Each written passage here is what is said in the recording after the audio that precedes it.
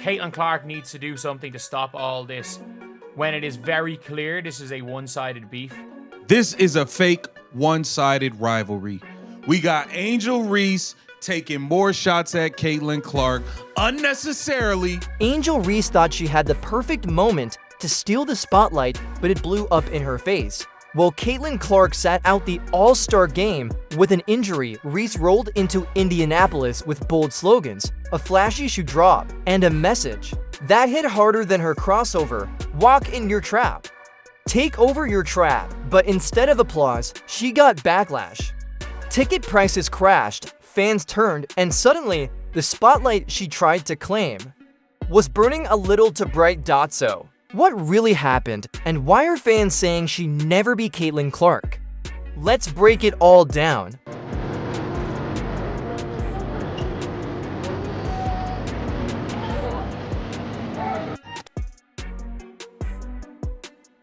The moment Caitlin Clark pulled out of the WNBA All-Star Game, the energy shifted and fast. Just days before tip-off, news broke that Clark had re-aggravated a groin injury and wouldn't be suiting up.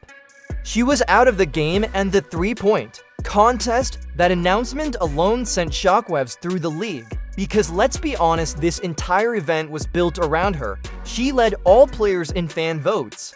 She was named team captain, and the All-Star Game?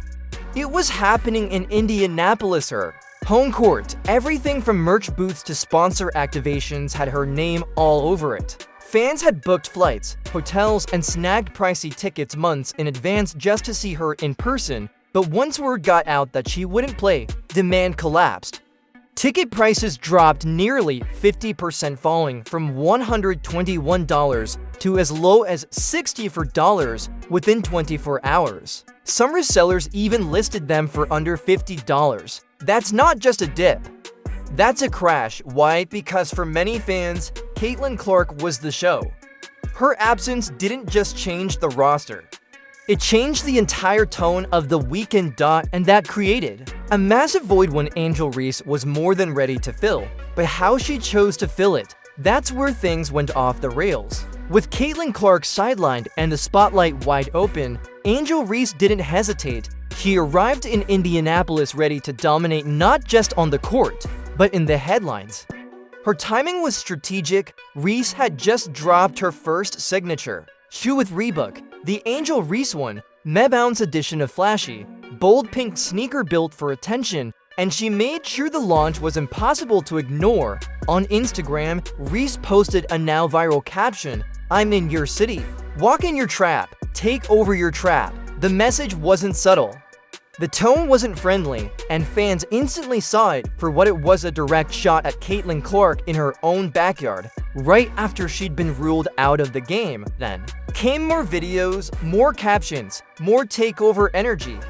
She showed off her Reebok drip, strutted into press events like a pop star, and pushed her brand like she was headlining the weekend. In her mind, this was the moment to make a statement, to claim the stage and own the narrative. But fans?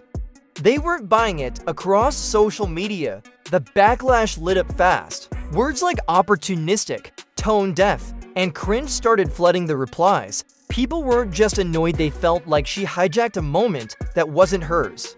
The All-Star Game had already taken a hit with Clark's absence. Fans were disappointed, emotions were high, and instead of honoring that, Reese doubled down with bravado. Suddenly, what should have been a celebration turned into a PR nightmare, and things were only going to get messier from here.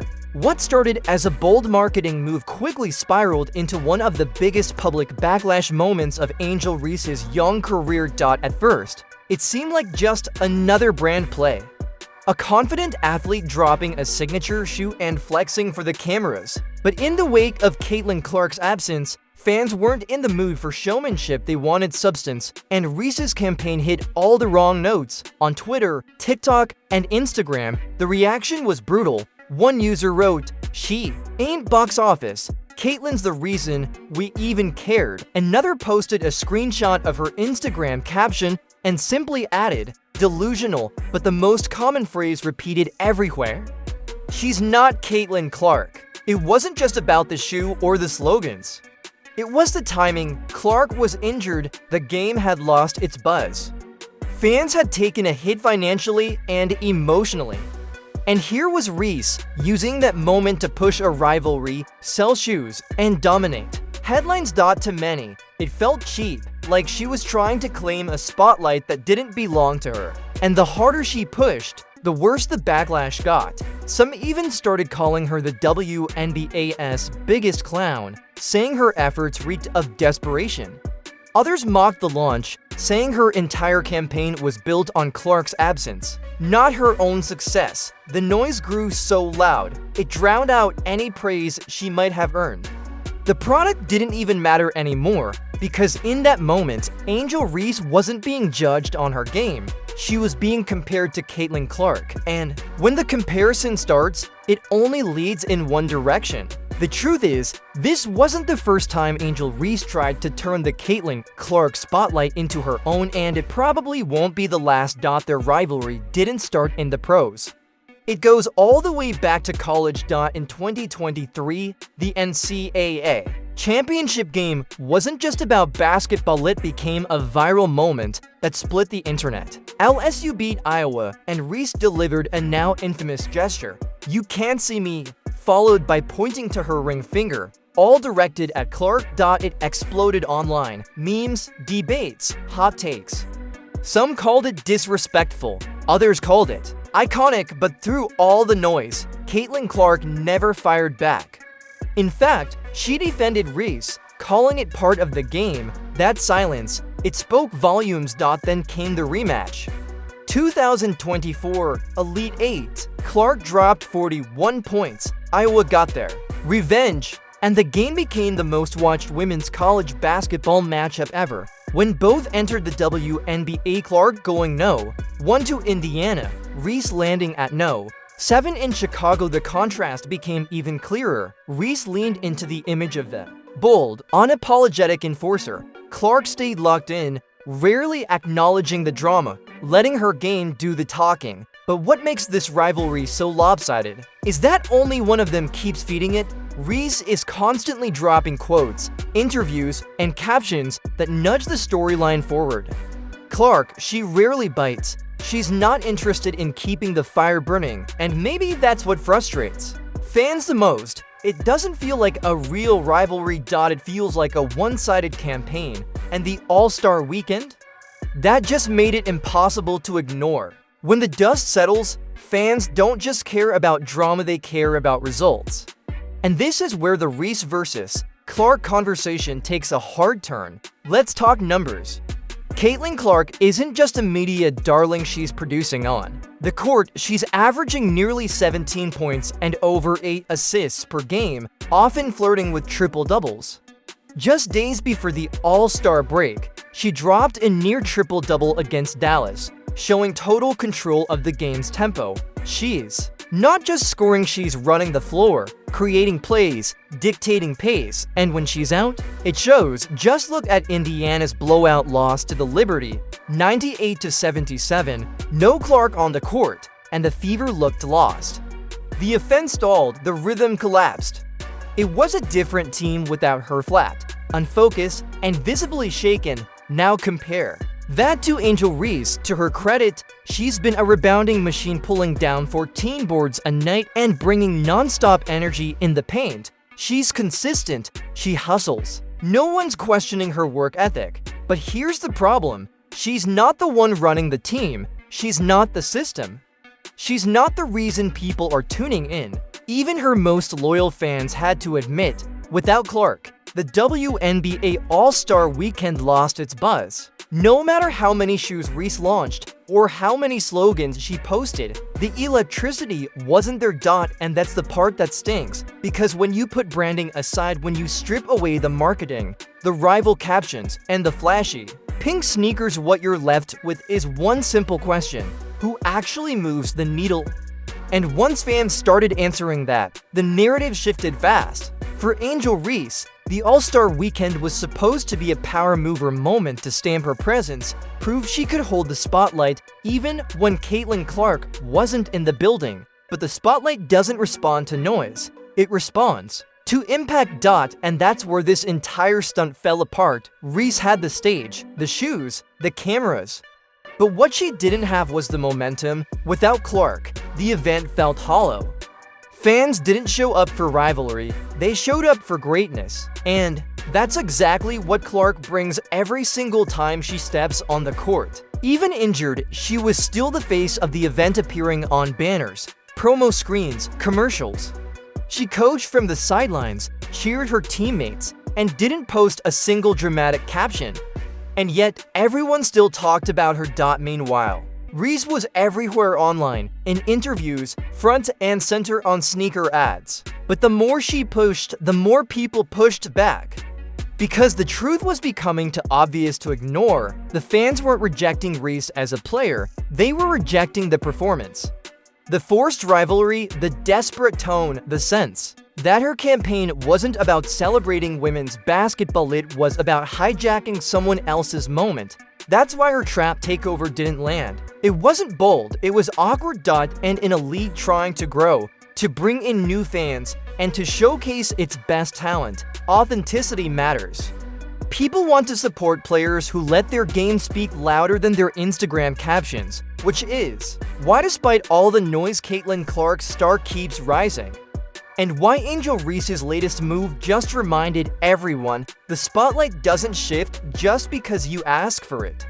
You have to earn it, and when the WNBA's biggest stage was left open, only one name still owned it. By now, it's clear this isn't just about one All-Star weekend or one shoe launch.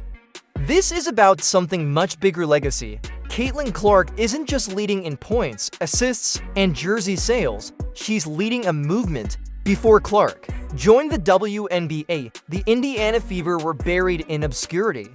No national headlines, no sold-out arenas, no primetime slots. Now they're the hottest ticket in women's sports. ESPN, Nike, Gatorade, State Farm, they've all lined up behind her. The league has never seen this kind of attention, and it's no coincidence. Clark doesn't just play basketball, she lives the entire brand of the WNBA.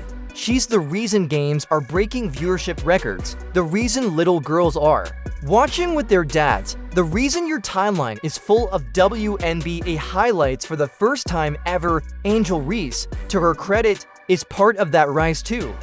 She's played her role tough, relentless, always in the conversation, but fans are starting to draw a line between two very different kinds of influence. One is earned by performance, the other is forced through marketing. And when Reese tried to force the moment, fans felt it. They saw the difference, they heard the silence from Clark and recognized the class. They saw the effort from Reese and called it what it was: desperate. The message was loud and clear. Caitlin Clark doesn't have to announce her presence. She is the presence, and the more others try to chase her spotlight, the more obvious that legacy gap becomes, because in the WNBA right now, there's only one player the entire league moves around, and she didn't even have to play to prove it. If this All-Star weekend revealed anything, it's this: the WNBA can't fake star power, and it can't afford to ignore what's driving its momentum. For years, the league has struggled to break into mainstream attention. Talented players? Always passionate fans? No doubt, but the buzz, the national obsession? That didn't truly arrive until Caitlin Clark. And now the league is caught between two worlds. One side wants to protect the old guard, keep things the way they've always been. The other side knows things have changed and that Clark is the reason people are watching. That tension is showing up everywhere. On the court with dangerous fouls and missed calls. Off the court with media spin and awkward press moments. And in the stands with fans booing when the league tries to manufacture hype that doesn't feel earned. Commissioner Cathy Engelbert and WNBA leadership now face a choice. Do you build the league around its biggest draw? Or do you downplay her to protect the status quo? Because here's the reality: you can't sideline your superstar and expect fans to stick around. You can't punish excellence just because it makes others uncomfortable, and you definitely can't substitute viral antics for genuine impact. If the WNBA wants to grow, not just survive, but thrive, it has to face the truth. Caitlin Clark isn't just a rookie, she's the reset button. The reason sponsors are calling, the reason arenas are full, the reason people who've never watched women's basketball before are suddenly obsessed, trying to pretend otherwise doesn't protect the league, it weakens. It does, because in the end, greatness doesn't need protection. But it does deserve support. And right now, the league's future depends on whether it figures that out before it's too late.